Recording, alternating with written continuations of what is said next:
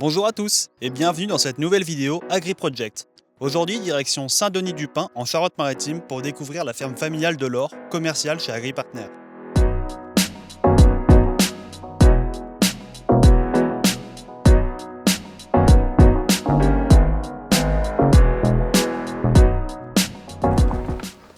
Bienvenue chez moi, on va aller retrouver mon père Didier qui n'est pas loin. Allez, suivez-moi.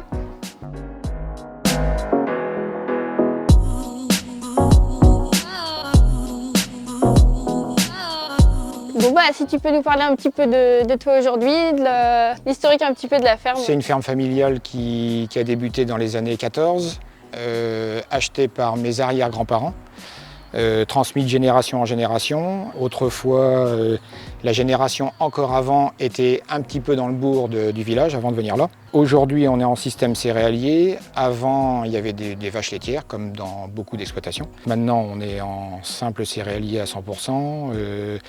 Là, propose comme culture, on fait pousser des cultures diverses, céréales, blé, orge, des colzas, des tournesols, du maïs et des petits pois. La polyvalence. La polyvalence, oui, tout à fait. Ouais. Ça marche. Aujourd'hui, tu fonctionnes comment du coup? Tu as principalement ton matériel à toi ou alors est-ce que tu travailles sur la CUMA, tu partages? Comment tu fonctionnes sur le matériel? Je suis individualiste, têtu comme un mulet. Et je préfère avoir du plus vieux matériel plutôt que de travailler en CUMA. Bon, c'est un choix personnel. Et j'auto-construis aussi une partie de mes machines, comme ça me permet de diminuer mes coûts de charge de structure. Le dernier en date, c'est le cultivateur qui est derrière, acheté d'occasion et modifié par mes propres soins pour que ça devienne un combiné de semis. On a un petit peu de matériel en copropriété, mais très peu. Voilà. Autrement, c'est pratiquement 100% propre à l'exploitation. Bah, du coup, est-ce que tu peux nous expliquer un peu ce que tu as fait sur cet outil autoconstruit? Mais bien sûr, le principe est simple. Je suis parti d'un achat d'occasion, un vibro traditionnel Lachaud qui était attelé derrière un tracteur, pour le transformer en version poussée et m'en servir en combiné de semis. Je l'ai transformé en 3 rangées de dents plutôt, et il en avait 4 d'origine, mis un rouleau barre de herse rotative acheté d'occasion, des rouleaux Kuhn, pour ne pas citer la marque. Et puis des roues de récupération. Voilà, c'est le principe de mon autoconstruction, c'est partir de l'occasion, voire même de matériel désuet pour le remettre au goût du jour. Ouais, donner une seconde vie à un matériel. Donner une seconde vie à des outils qui n'ont plus lieu d'être et puis les remettre encore au travail. Voilà, c'est pour diminuer les coûts et puis j'aime bien ça. Voilà, il y a ça aussi. Ouais. Combien de temps ça t'a pris à peu près de mettre tout ça en forme, qu'il ait cet aspect-là aujourd'hui après la transformation? Je dirais un mois et demi. Okay. À travailler, à s'y tenir. Voilà. Okay. Je bouche les trous de mon emploi du temps en le passant à l'atelier. Donc en réalité, je ne sais pas trop quoi répondre à la question. Ouais. Ouais. Tu fais ça un peu en tant que passion, passe-temps, quoi. Oui. Et puis j'aime bien ce principe-là de partir de quelque chose de vieux et de plus utilisé et de le remettre au goût du jour. Ouais. Et de pouvoir s'en servir après. Ouais. Okay. Donc là, il a l'aspect final. Sauf la peinture. Plus que la peinture. La construction est finie, mais la pellicule de dessus n'est pas encore mise. Mais j'ai pas eu le temps. J'ai pas eu le temps et je vais m'en servir pour semer les blés avec. Donc pour l'instant, on va s'en servir sans peinture. Okay. Voilà. Donc il sera devant, devant et derrière du coup le tracteur. Tu mettras ton semoir. Oui, un semoir solo, un Lemken, okay. un Lemken solitaire. Et à l'avant, il y aura cet outil pour gratter un petit peu. Voilà. Ok, préparation de terrain avant. Préparation de terrain, oui. Ok. Tout à fait. On continue du coup pour la suite du tour de ferme. Je vais te faire voir un autre matériel autoconstruit. C'est parti. Qu'elle ne connaît pas.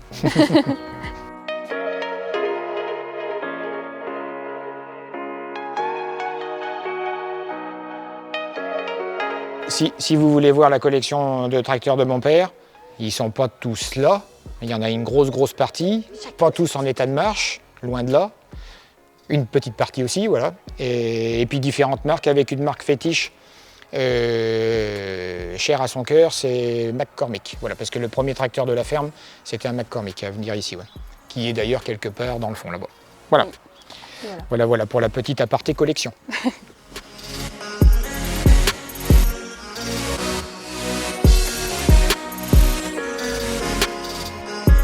Donc là, du coup, on arrive sur le porte-caisson que tu as auto-construit. Voilà, un autre matériel fabrication maison à partir d'une récupération, enfin de plusieurs récupérations.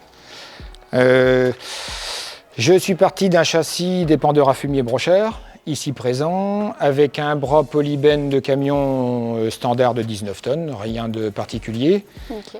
et de l'hydraulique d'une pailleuse Gentile pour m'animer tous les mouvements hydrauliques. Okay. Avec de l'hydraulique indépendant. Et c'était un assemblage familial puisque j'ai réalisé le projet et puis ma fille ici présente a réalisé la peinture. Voilà. Quelques heures de peinture passées. On a travaillé en famille. Tu t'en sers pourquoi du coup? Pour rouler les remorques l'été, tu t'en sers ou pas du tout? Pas du tout. L'été, il me sert pour bouger des caissons, pour stocker du grain, pour me faire ma future semence. Okay. Après, j'ai un plateau avec une grue qui me sert pour approvisionner le semoir en semences. J'ai une tonne à eau pour approvisionner le pulvé en azote ou alors en eau. Une benne TP pour faire un petit peu de TP. Une benne averse pour transporter de l'engrais, qui me sert aussi avec le multibenne. Ok, pour le semoir engrais qu'on a derrière, oui, du coup. Plein d'utilisations auxquelles j'avais même pas soupçonné l'existence. Mais en fait, c'est un élément pratiquement indispensable de l'exploitation. Ouais, il sert quasiment tout le temps. Souvent, ouais. souvent, ouais, okay. Très souvent. D'où t'es venu l'idée de faire ce projet, de partir de plein d'éléments pour en faire qu'un seul? Comment ça t'est venu? Oui, l'idée du projet, c'est assez original. Je voulais une tonne à eau. Et puis, j'avais rien en tête qui me prédestinait à faire un polybène, mais j'avais besoin d'une tonne à eau, donc je vais chez mon fournisseur habituel, le ferrailleur du coin. Je récupère un châssis, je récupère une tonne, et puis je ramène tout dans la cour, et en réalité, ça ne me plaisait pas. Donc j'ai changé mon fusil d'épaule, je suis retourné chez mon fournisseur, j'ai trouvé le châssis de l'épandeur à fumier brocheur. Ça, le châssis me plaisait bien. Et puis j'ai dit, c'est quand même dommage de gaspiller un châssis comme ça, double essieu, avec en plus un tandem, rien qu'en l'utilité d'une tonne à eau, parce que ça sert quand même pas trop souvent. Et puis l'idée m'est venue d'installer un bras dessus pour que ça devienne polyvalent. Et j'avais pas pensé à ça au départ. Je pensais pas que c'était si génial que ça, entre guillemets, et finalement c'est presque indispensable. Ouais. C'est devenu très très très utile. Ok. Et tu sais, pour la transformation de tout ça, tu sais combien de temps t'as mis approximativement? Je suis presque un hiver complet, pas à y travailler tous les jours, mais en y travaillant tous les jours, 3-4 mois peut-être. Oui. Ouais, au moins 3 mois. Okay. Ouais, parce que ça paraît simple, mais en réalité, il y a eu plein de petites transformations qui s'accumulent et qui demandent du temps. Et puis, il faut trouver aussi les éléments constitutifs du dossier. Voilà. Okay. C'est aussi quand même ça prend un peu de temps, ça. Oui, c'est une étape primordiale. Okay. Non, autrement, je suis assez satisfait. Ça, c'est vraiment fonctionnel. Okay. Parce que des fois, je crée des affaires qui ne servent pas ou qui sont inutiles, mais là, là, ça marche bien. Un bon projet. Oui. Ok.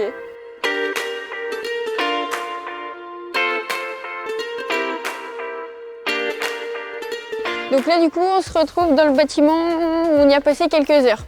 Oui, alors c'est encore presque une autoconstruction. Je dis presque parce que je suis parti d'un achat d'occasion, un bâtiment qui avait brûlé. Alors les 4 travées et l'appentis de devant et jusqu'au piquet, jusqu'au poteau du milieu, on va dire, tout ça, ça a été acheté d'occasion. C'était des travées de 5 mètres, ça a été passé en travées de 6 mètres avec des pannes Z et puis des tôles, parce qu'à l'origine le bâtiment il était les pannes c'était des petits IPN de 5 mètres de large. Il était couvert en ivrite, ça me plaisait pas. Et puis on a construit l'appentis final, ça c'est une construction maison, voilà, okay. pour donner ce résultat-là. Ok. Il a été rallongé en profondeur et les travées élargies du coup. Et élargies, oui. Okay. Et puis on y a passé quelques heures à réaliser ce truc-là. Oui. Oui, parce qu'après il y a eu de la maçonnerie, La peinture. Il y a eu la peinture de la structure, les modifications nécessaires, quelque chose que je ne referai pas. Je l'ai fait, mais je ne le referai pas. Voilà. Et puis, on y stocke dessous bien trop de choses, mais le matériel à l'exploitation, s'il est encore trop petit, je ne sais pas comment on faisait avant qu'il n'existait pas. Mais voilà, ouais, c'est... alors lui, il est presque terminé, il ne manque plus qu'encore un peu de béton. Ouais, et une travée à bétonner avec le caniveau devant à mettre. Et après, il sera complètement fini. Mais bon, voilà, il reste ça à faire. C'est un jour. Oui. Et donc là, tu stockes les caissons, donc, du polybène qu'on a vu tout à l'heure. Donc là, tu as du stockage de céréales pour l'hiver, pour ta semence. De grains pour la semence, oui. Ouais, okay. Des pois, de l'orge et du blé. Voilà ce que je mets dans les caissons. Ok. Donc après, c'est toi qui tries ta céréale. Oui, on a un trieur en commun avec une vingtaine de personnes. Et le trieur va de ferme en ferme puisqu'il est sur roue et on l'installe là et après on trie notre grain pour faire la semence. Okay. Voilà, et les caissons servent à ça, oui. Okay. Et après tu restockes comme ça en caisson ou big bag, comment tu... Principalement en caisson. Ouais, ok. Oui, principalement en Même caisson. Après triage, ça reste... Oui, ça reste en caisson. Ouais. Ok. J'ai la flemme de brasser des sacs, donc du coup c'est très bien le vrac. Voilà. Ça marche. Voilà. Ok.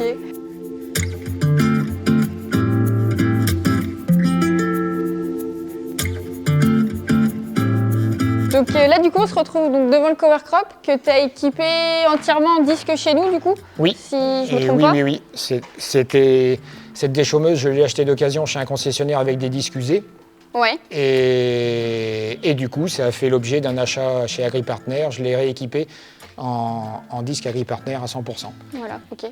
Et du coup, j'en suis entièrement content. Okay. Pas eu de soucis particuliers, rien à dire. Qu'est-ce qui t'a fait venir chez nous? Rapport qualité-prix, la proximité, qu'est-ce qui t'a emmené le rapport qualité-prix, il ne faut pas se voiler la face. Ouais. Là, je sais plus, je me rappelle plus à l'époque, puisque ça fait 6-7 ans à peu près que j'ai cette machine.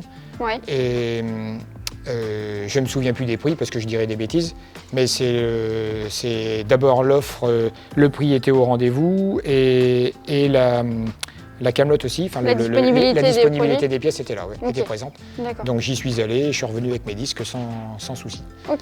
Voilà. Et donc après, si je ne me trompe pas, tu as aussi un autre outil qu'on a équipé cet hiver, ton Lemken, le solitaire. Oui. Qu'est-ce que tu avais pris chez nous, des paliers, tout. Oui, paliers, roulements, disques et peut-être des petits pneus. Enfin, les bandages caoutchouc des roues plombeuses. Voilà. Oui, j'en ai acheté quelques-unes, oui. Okay. Voilà, oui. Donc, toujours dans un souci de rapport qualité-prix et disponibilité des pièces, parce que quand tu me les avais commandées, je veux dire, c'est venu assez rapidement, enfin très rapidement même. Et puis conforme à l'origine, rien à dire. Voilà. Okay. Oui, content du produit dans sa globalité. Ouais.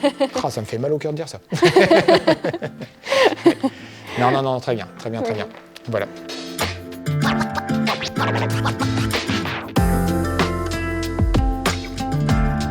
Donc là maintenant, on a fait le tour de la ferme. Comment tu vois maintenant l'avenir? Quels sont les futurs projets que tu peux avoir? Les futurs projets, ça serait la création d'un bâtiment, ça serait l'aménagement d'une cour qui soit plus sympa que ce qu'elle est aujourd'hui, et puis beaucoup plus manœuvrable avec les outils. Parce que là, on est assez tassé. Puis au niveau projet, je pense que ça va suffire dans un premier temps. Ouais. Il y en aurait certainement d'autres, mais bon, pour l'instant, voilà. Oui, de toute façon, le projet ne s'arrêteront pas, étant donné qu'il y a la suite avec Maxime. Oui. J'ai la chance d'avoir un fiston qui reprenne l'affaire, donc il y aura certainement de nouveaux projets, mais ça sera... Moi, je suis la phase descendante et lui, ça sera la phase ascendante. Donc, libre à lui de trouver des nouveaux projets. Ouais. Ok. En restant sur la céréale aussi, il n'y a pas d'autres... Oui. Le système n'est pas voué à évoluer. C'est la céréale et puis ça nous va très bien. L'élevage, ton frère aurait bien aimé avoir de l'élevage, mais bon, là où on est coincé. Oui, la proximité avec le village fait que... Oui, c'est devenu trop compliqué. Okay. Si j'ai une fendeuse en réflexion. En réflexion, une fendeuse à bois, oui. Je vais faire une fendeuse qui se charge avec le tractopelle, où je ne veux pas manipuler de bois. Voilà. Alors, elle se chargera au tractopelle. J'ai déjà trouvé une griffe à mettre sur la rétro du tracto. Et puis, mais ça reste à faire et pour l'instant, j'ai pas le temps de m'en occuper. Alors donc, oui. Ça reste un projet à réaliser. Ouais. Pour l'hiver prochain. Oh, même pas. Ça sera même pas pour l'hiver prochain, ça sera dans 2 ans. Il faut que je m'en garde un petit peu. Oui. Pour les années. Il ne faudrait pas s'ennuyer. Ouais, voilà, ouais. Et pour terminer, on peut conclure quelle est ta vision, toi, sur l'agriculture en sa globalité? Qu'est-ce que je vais répondre à ça? Je trouve que le métier d'agriculteur évolue trop vite et il nous échappe un peu. Voilà, je ne sais pas comment dire. Et on est trop contraint de l'administration. Voilà. C'est quasiment le seul métier qui est subventionné et sans subvention on ne peut pas vivre. Je trouve ça déjà déplorable. On devrait être capable de vivre de notre métier, point. C'est aussi l'image. On a une mauvaise image et puis alors qu'on demande qu'à bosser. Quoi. Ouais. Et ça, c'est déplorable aussi. Ouais. Tu trouves que l'image de l'agriculteur est un peu trop, est mal perçue par les citoyens en général, oui, alors qu'à la base, le métier, vous êtes là pour nourrir pour les tout nourrir. le monde. Oui, on est là. Normalement, on est là pour nourrir la planète. Et dans la tête des gens, on est devenus des pollueurs plutôt que des producteurs. Et ça, c'est pas normal. Okay. C'est pas normal. Mais, voilà. Mais sinon, tu es quand même content du métier. Oui, à part ça, oui. C'est un métier passion, c'est quelque chose que tu as toujours voulu faire de toute façon. Oui, ou... oui. Je pense que j'ai de la terre qui coule dans les veines plutôt que du sang. mais comme tout métier qu'on aime, après, voilà. On ne compte pas ses heures et puis on y va parce que tu aimes ça. Et puis parce que ça fait plaisir de le faire, tout simplement. Voilà, puis on voit et on voit pas le temps passer. C'est ce qu'il y a de bien dans un métier où on s'épanouit. Je t'ai pas posé la question de me dire qu'est-ce que je vais faire plus tard. Tu savais que c'était la reprise, de la ferme, la suite. C'était inné ou un réflexe, ou je sais pas comment on peut dire, mais bon, non, ça je me suis pas posé de question. T'étais voué à ça, quoi. Voilà. Ça voilà.